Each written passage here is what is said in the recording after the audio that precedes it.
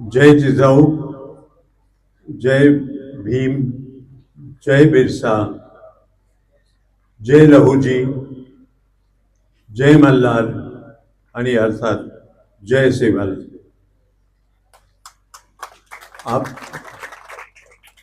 आपण इकडे आला, फार संख्यात आला. मला वाटलं नाही एवढे तुम्ही लोक येतील, कारण की पावसाची पण खूप शंका होती. आपण आला त्याबद्दल थँक्यू व्हेरी मच. आणि आपले जे पोलीस बंधू आले आहे आणि पत्रकार मंडळी पण आली आहे, त्यांना पण मी थँक्यू बोलतो. आणि आपल्याला एक विनंती आहे की पोलीस बरोबर पूर्ण सहकार्य करा. आपल्यामुळे सामान्य लोकांना त्रास झाला नाही पाहिजे, ट्रॅफिकचा त्रास झाला नाही पाहिजे, या कुठल्याही प्रकारचा त्रास झाला नाही पाहिजे.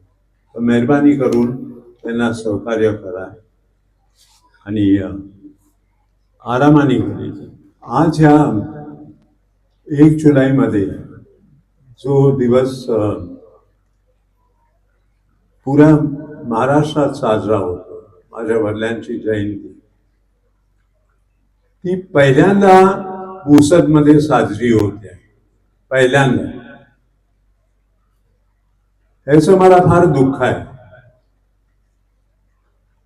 एकदा ही साजरी झाली नाही आहे पुसद. पण चला ठीक आहे, साजरी झाली नाही आहे ते ठीक आहे.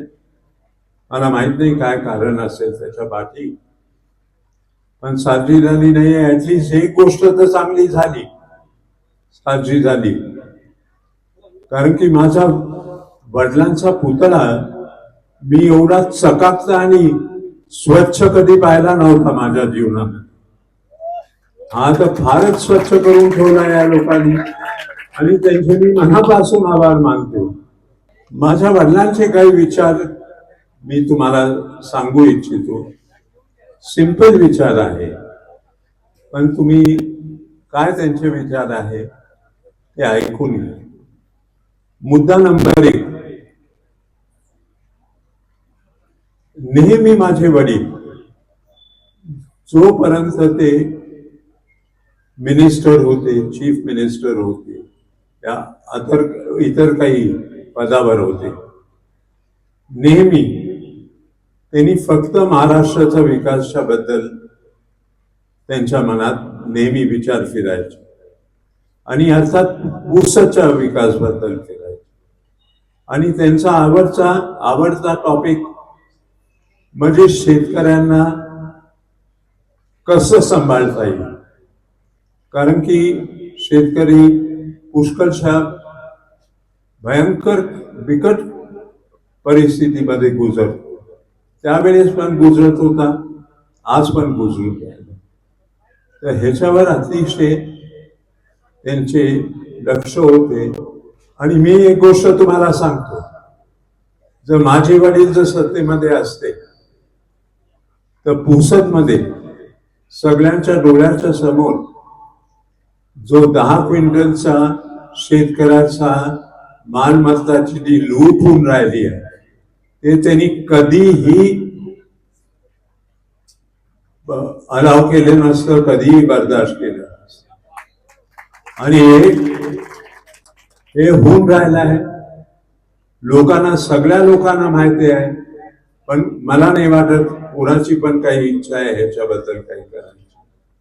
त्यामुळे मी सगळ्यांना, जे सत्ताधारी आहे त्यांना सांगतो, मेहरबानी करून हा जो अन्याय चालू आहे शेतकऱ्यांवर, हा विषय गंभीर आहे आणि गांभीर्याने तुम्ही पहा.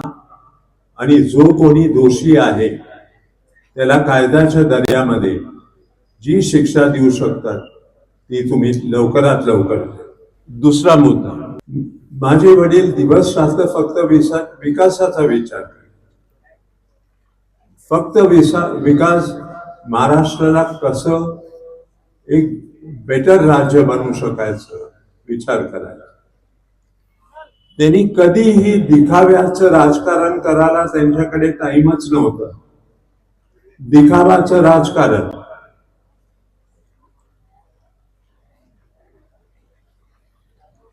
मी कधी फारसं माझ्या वडिलांना पाहिलं नाही. सटासट एक दोन लग्नाला जाताना या कोणाच्या मातीला जाताना आणि त्यांचं मन जिंकायचा प्रयत्न करायचा. कधीही मी माझ्या वडिलांना पाहिलं. ते नेहमी म्हणायचं, खऱ्या अर्थाने जर तुम्ही काम केला तर ऑटोमॅटिकली तुम्ही लोकांचं मन जिंकाल. हे तुम्हाला करायची गरजच नाही, जे काही लोक करून राहिले. आणि तुम्ही समजून घ्या ते कोण. तिसरा मुद्दा, जातीपातीच्या राजकारणावर माझ्या वडिलांचा अतिशय तिरस्कार होता. अतिशय तिरस्कार होता. मी तुम्हाला माझ्या छोट्यापणचा एक किस्सा सांगतो. कदाचित तुम्हाला कळेल माझ्या वडिलांचं डोकं कसं चालायचं. आमच्या घरी जेव्हा मी वर्षा बंगल्यामध्ये राहायचो, 2 नाईटला कॉन्स्टेबल होते, हवालदार होते. एकाचं नाव होतं कांबळे आणि एकाचं नाव होतं तावडे. आता ते कांबळे त्याचा डब्बा आणायचा त्याच्याबरोबर. त्या डब्यामध्ये तो काही नाही जास्त आणायचा, मटकीची उसळ आणायचा, पोळी आणायचा, कधी भाकरी आणायचा आणि लसणची चटणी आणायचा. मी ती नेहमी खाऊन टाकायचो. जेव्हा जेव्हा त्याच्याकडे हे सगळं असायचं, मी त्याचा डबा खाऊन टाकायचो आणि तो आमच्या किचनमध्ये जे काही बनलं आहे तो खाऊन टाकायचा आमच्या किचन. ते एकदा तावडे आला माझ्याकडे आणि बोलला, मला असं कळलं बाबा की तुम्ही त्या कांबळेचा डब्बा खाता. मी बोललो, हो मी खातो, तुम्ही पण खा, फार सुंदर बनवते त्याची बायको.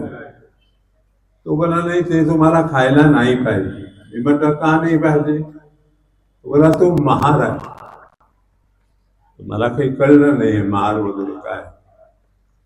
तर जेव्हा वडील माझे कामाच्या नंतर आले आणि फ्रेश होऊन बसले, तर मी माझ्या वडिलांना विचारलं, काका महार म्हणजे काय असतं, कोण असतो? तर काका पहिल्यांदा मला बोलले की हा शब्द तुला कोणी बोलला? मी बोललो, तुम्हाला माहिती आहे त्या कांबळेचा डब्बा मी खातो. तर मला तावडे बोलला, त्याचा डब्बा हा खाऊ नको कारण की तो महार आहे. तुरंत त्यांनी, काका कोणावर चिडायचे नाही, खरंच नाही चिडायचे. त्यांनी तावडेला बोलवलं आणि त्यांना स्ट्रिक्टली सांगितलं, हे तुमचे जे विचार असतील ना तावडे, हे तुम्ही तुमच्या घरी ठेवा, तितपत सीमित ठेवा. माझ्या मुलांना हे शिकवू नका मेहरबानी.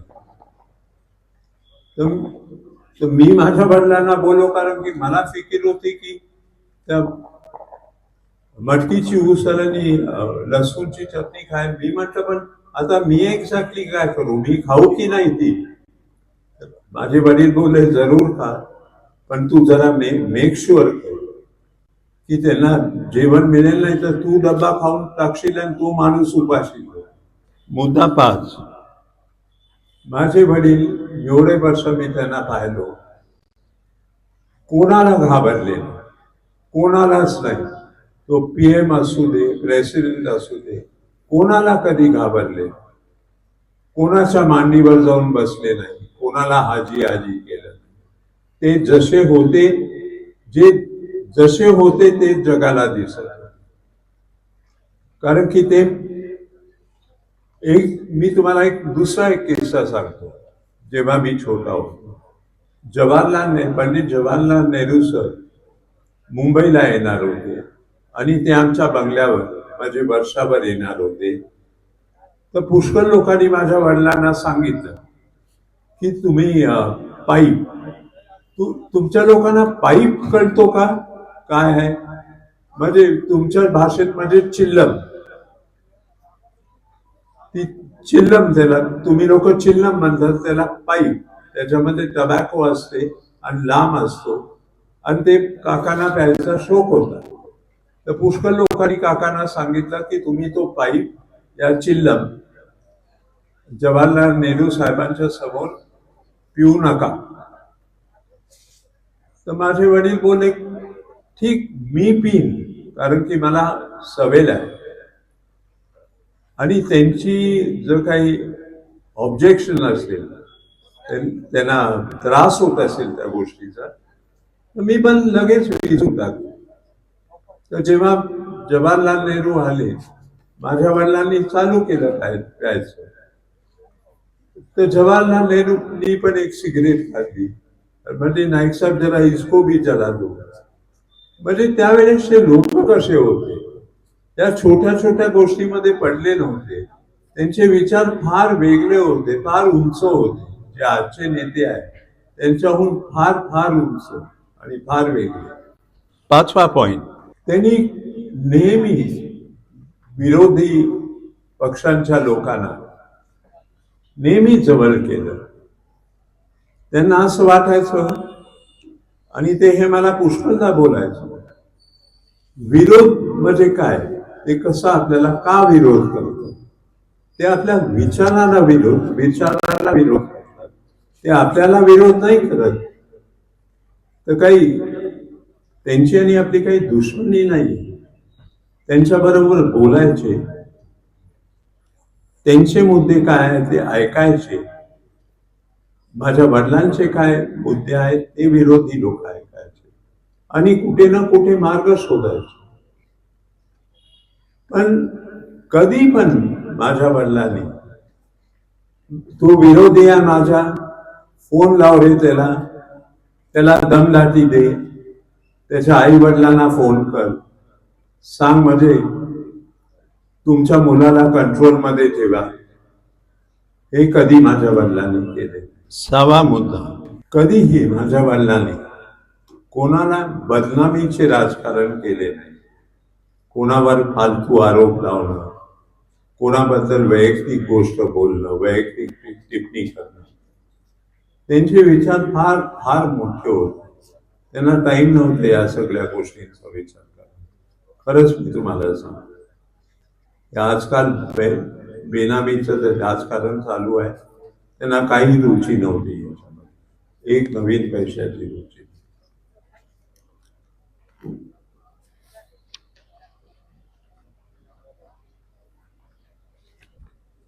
हे मी काय बोलतो तुम्ही नीट आहे.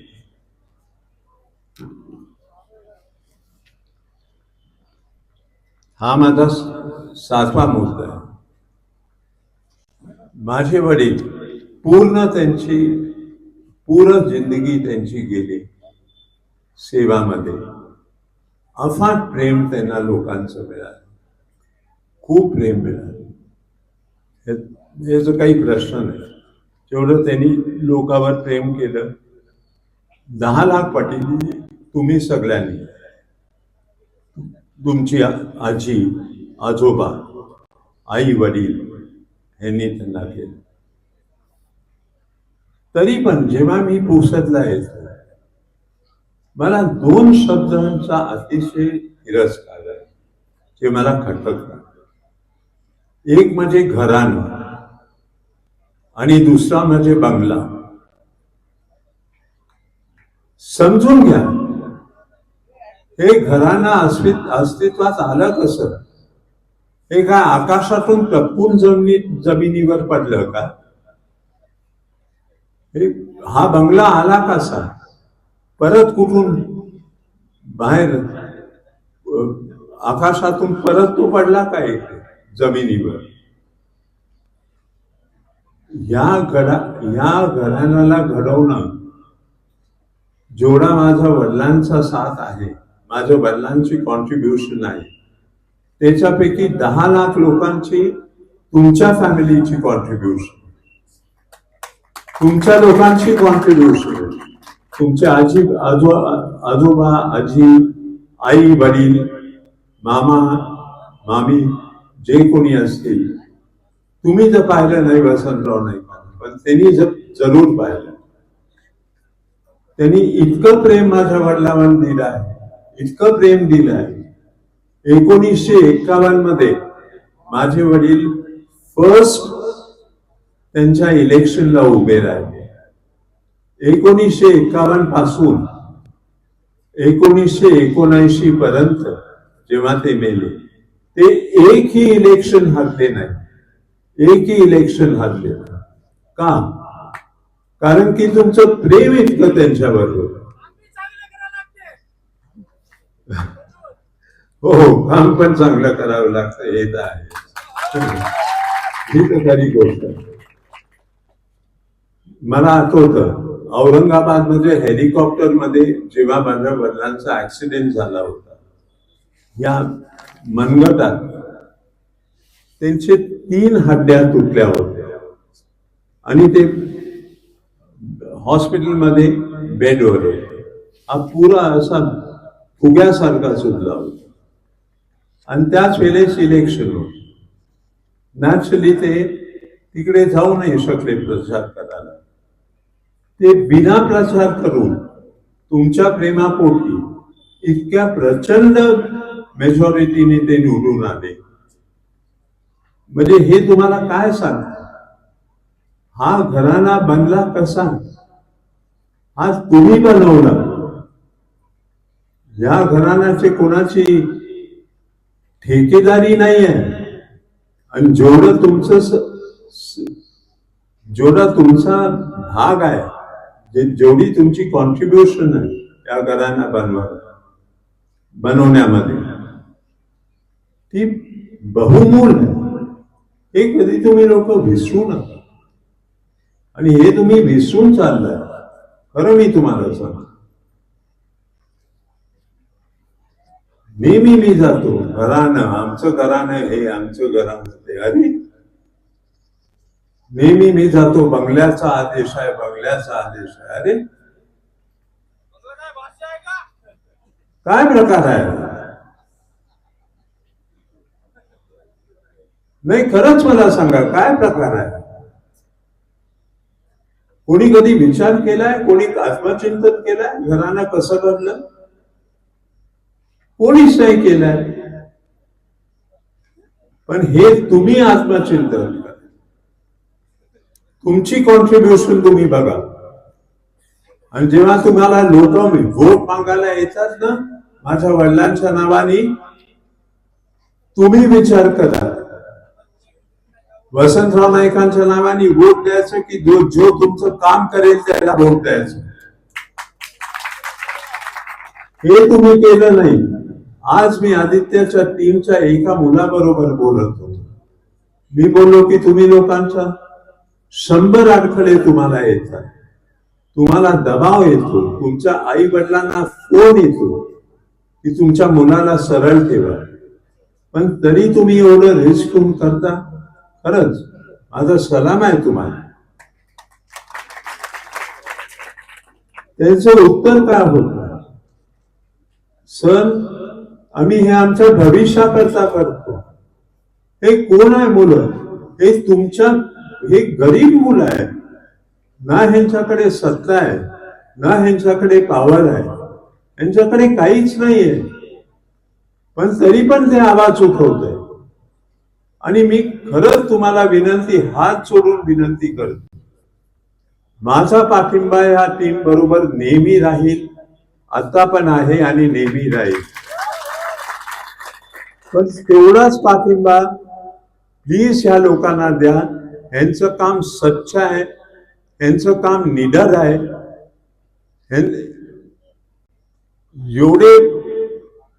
एवढे त्यांच्यामध्ये अडथळे आहे, एवढं प्रेशर आहे त्यांच्यावर, मी समजू शकतो जरी मी मुंबईला असतो. आणि खरंच मला पुष्कळदा वाटतं की हे काम म्हणजे हे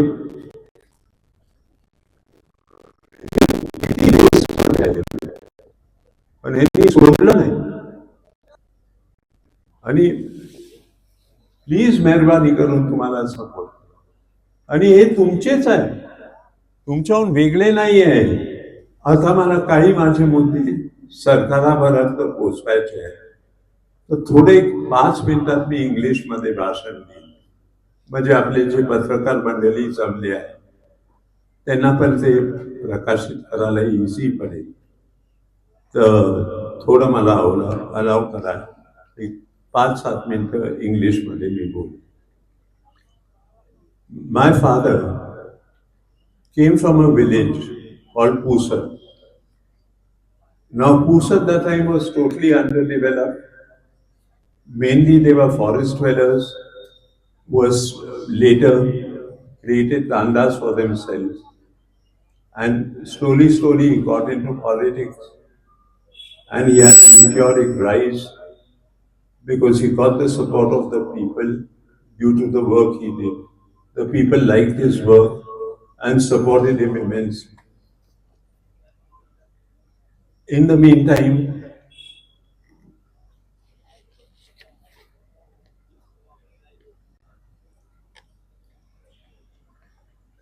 Pusad at that time made a lot of development, like there were dams created, there were spinning colleges, spinning cotton spinning mills put.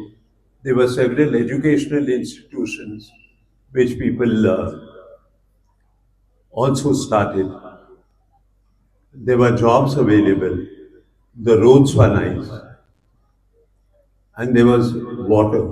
The main thing is water. There was water for the people to drink.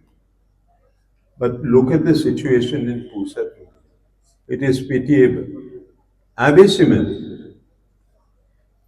It, it is far away from my Vasantrao Naik's dream. Very far away. Miles and miles away. What he dreamt and what Pusat is today. Today, the main problem in Pusat and the areas around Pusat is roads and water. If this is not addressed by the government in October,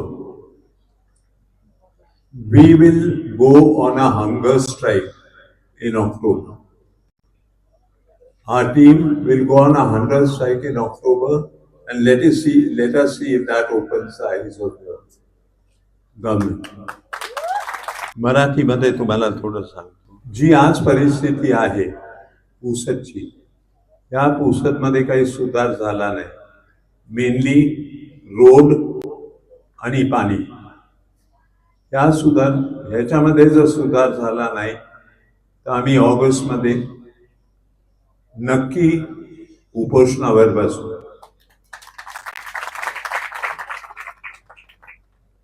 100% आम्ही उपोषणावर बसू आणि बसत राहू जोपर्यंत काही सुधारू. आणि मग बोलू दे त्यांना, सांगू दे त्यांचा मुद्दा काय आहे, का हे करू नाही शकत. अरे का करू शकत नाही? 2-3 भ्रष्टाचारी कर्मचाऱ्यांना मारायला आणि काढून टाकायचे काम करून नाही राहिले, का पॉसिबल नाही? सोपं आहे. तुम्हाला करायचं असेल तर सोपं आहे.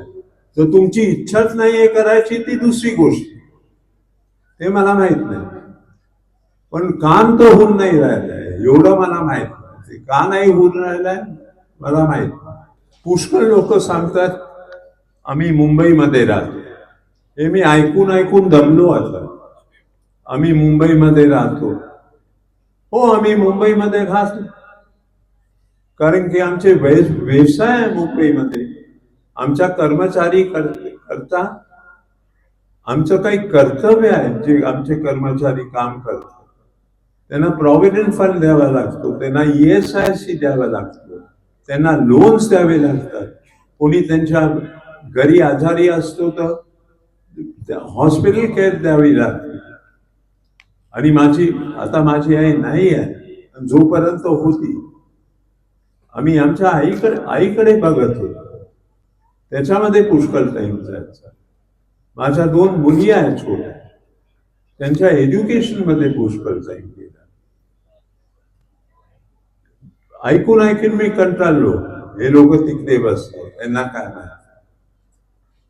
दुसरी गोष्ट, आम्हाला गोरमाटी येत नाही. मला तुम्ही एक गोष्ट सांगा, ज्यांना गोरमाटी येते त्यांनी तुमच्याकडचा काय केलं हे मला सांगा. ह्याच्यावर मला कोणी उत्तर देऊ शकतं तर मी मान्य आहे. ऐकी, काय केलं मी तुम्हाला सांग.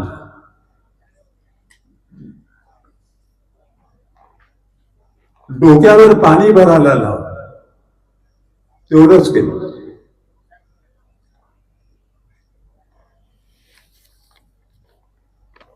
आणि दुसरी गोष्ट, जर इतर प्रांतीचे लोक जे आता आले आहे, तुम्ही लोक त्यांना जर गोरमाटी शिकवू शकाल तर मी तर तुमचाच आहे. मी परकापोटी आहे. मी वसंतराव नाईकांचा मुलगा आहे. नक्की तुम्ही मला गोरमाटी शिकवाल आणि मला शिकायला खरंच आवडेल. का नाही? काय एवढं मुश्किल आहे त्याचं? आता काही लोक असं म्हणून राहिले आहे की 1 जुलैचा कार्यक्रम जो मुंबईमध्ये आज नाही, वर्षानुवर्ष आम्ही घेतो, वर्षानुवर्ष, तो कोणी दुसऱ्यांनीच आयोजन केलं. हा प्रोग्रामचं आयोजन माझा मोठा सख्खा भाऊ अविनाश वर्षानुवर्षापासून करून राहिला. तर मी ह्याचं आयोजन दुसऱ्यांनी कोणी केलं नाही, अविनाशच करतो. आणि ह्या वर्षी पण अविनाशनीच. ठीक आहे, आता ज्यांना जे बोलायचं आहे त्यांना मी अडवू शकत नाही. तर मी अविनाशला सांगितलं की ह्या वर्षी मी मुंबईमध्ये थांबणार नाही. माझी इच्छा आहे आणि मला वाटतं ही माझ्या वडिलांची पण इच्छा असेल की त्यांना पण फार बरं वाटेल तर मी त्यांच्या लोकांमध्ये जाऊन ही जयंती साजरी केली. आणि त्यामुळे मी इकडे आलो. खरं सांगायचं, कोणाला आपल्या लोकांबरोबर राहायला नाही आवडत, कोणाला आपल्या बरोबरच्या लोकांना गप्पा नाही मारायला आवडत. हे फक्त तुम्हाला माझ्या वडिलांचे विचार सांगायला मी हे सगळं बोललो. आणि त्या विचार जे स्वप्न होतं माझ्या वडिलांचं, त्याच्या किती आपण दूर गेलो आहे आज. आपण लोकांनी गांभीर्याने लक्ष द्या. मी परत तुम्हाला सांगतो, कोणी लोक तुम्हाला कुठल्याही नावाने काही वोट मागतील, तुम्हाला विचारलं जायचं. जर तुम्हाला गांभीर्याने हे तुम्ही विचार केला, बरोबर तुम्ही मतदान करा. नक्की तुम्ही बरोबर मतदान करा ही मला अपेक्षा आहे. आणि आता पुष्कळ भाषणबाजी झाली. तुम्हाला पण घरी जायचं आहे, जेवायचं आहे, आराम करायचा आहे. मी पण थकलो जरा, आता वय झालेलं, तर मी पण जातो आणि थोडा आराम करतो माझ्या हॉटेलमध्ये. पण तुम्ही सगळं आला, मनापूर्वक मी तुमचे धन्यवाद मागतो. जय शिवाजी.